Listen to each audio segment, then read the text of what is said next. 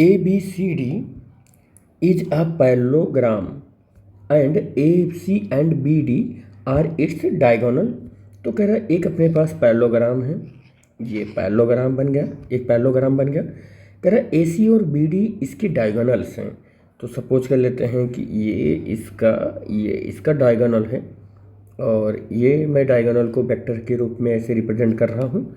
और कह रहा हूँ कि ये A है और ये C है, AC है ये।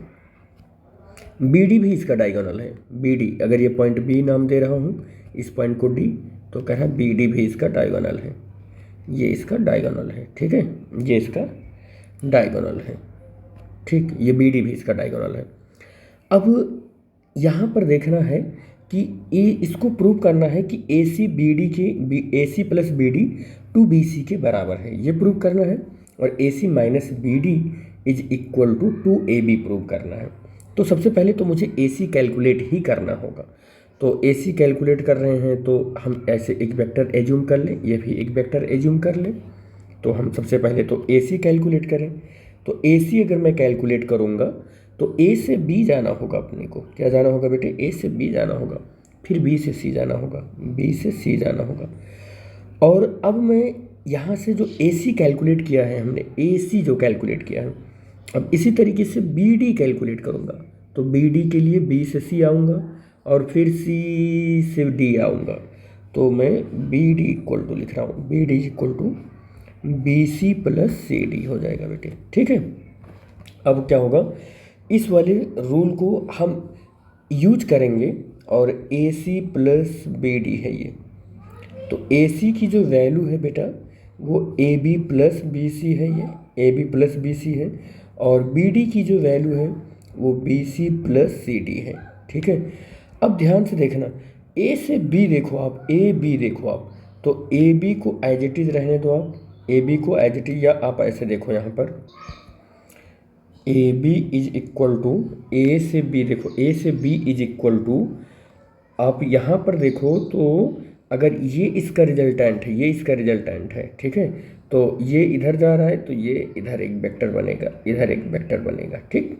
ये डायग्राम जो है, आपको डायग्राम जो है वो बहुत केयरफुली से ऑब्जर्व करना होगा ये, ठीक है। तो AB जो है वो किसके बराबर होगा, माइनस CD के बराबर होगा। किसके बराबर होगा, माइनस CD के बराबर होगा, ठीक है।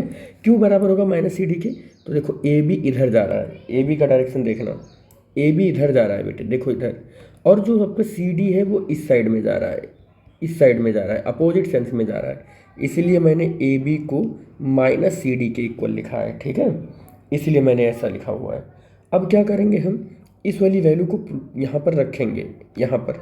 तो AC plus BD is equal to minus CD plus BC। अच्छा यहाँ पर देखो ध्यान से, 2BC हो जाएगा, क्या हो जाएगा बेटे, ये 2BC और प्लस CD।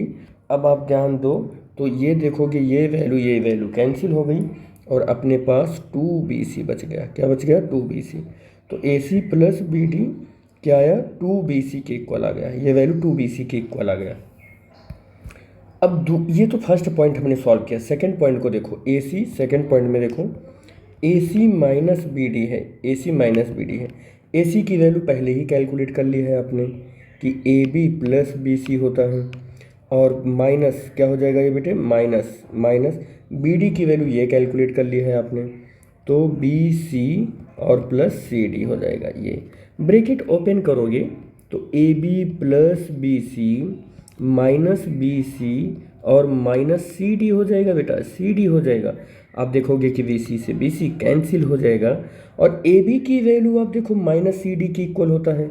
तो आप यहाँ से ऐसा भी तो लिख सकते हो कि CD is equal to minus AB, ऐसा भी तो लिख सकते हो।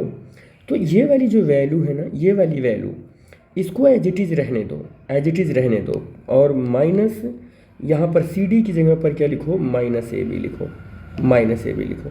तो आप देखोगे कि AB और प्लस AB आ जाएगा जो कि 2AB के इक्वल हो जाएगा बेटे। तो सेकंड पार्ट भी सॉल्व हो गया है।